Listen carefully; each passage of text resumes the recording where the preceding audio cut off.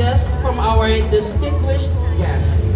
Our first speaker is a dedicated public servant who plays an important role in addressing the needs and continuing development of Metro Manila. Mga kaibigan, please join me in welcoming the chairperson of the Metropolitan Manila Development Authority or MMDA, Attorney Romando Artes. Kay Yorme, kay Sec Kim De Leon ng BBM, Vice, sa relatives po ni Dr. Guason, mga officials po ng City of Manila at sa mga barangay officials, residents ng lugar na ito, particularly mga senior citizens. Hindi pa po ako senior, wala pa po akong rayuma, pilay lang po ako dahil na-injure po ako kahapon sa paglalaro ng badminton.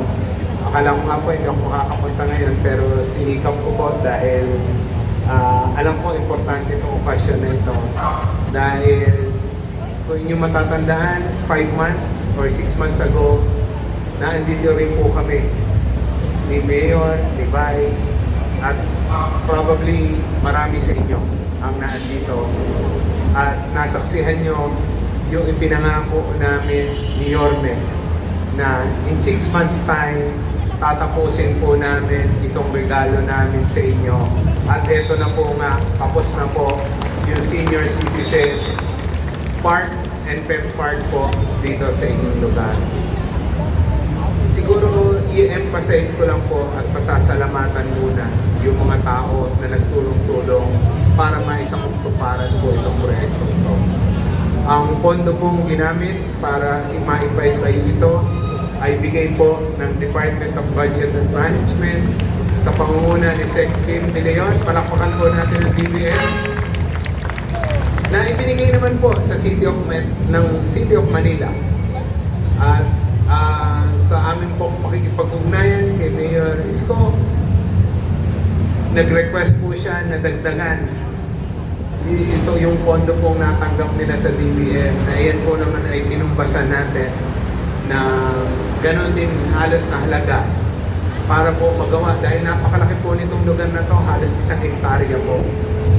Kung inyong matatandaan, ito po ay parang ginagawa lamang parking yan eh, malikabok, puro debris lang, batuhan.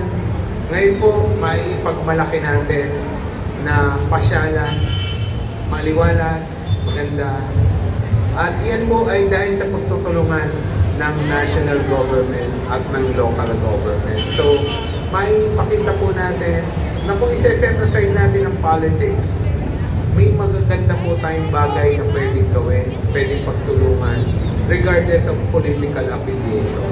So, kay Yorme, kay Vice, sa opisyalis po ng City of Manila, kami po sa national government, sa pangunguna ng MMDA, at sa tulong po ng iba pang ahensya tulad ng Department of Budget and Management, ay asahan nyo na magdi-deliver pa po ng tulong, serbisyo para po sa City of Manila at sa buong Metro Manila. Magandang umaga po at magandang umaga po sa atin. Maraming salamat po, Attorney Artes, for your meaningful message and for your continued partnership and support to the City of Manila.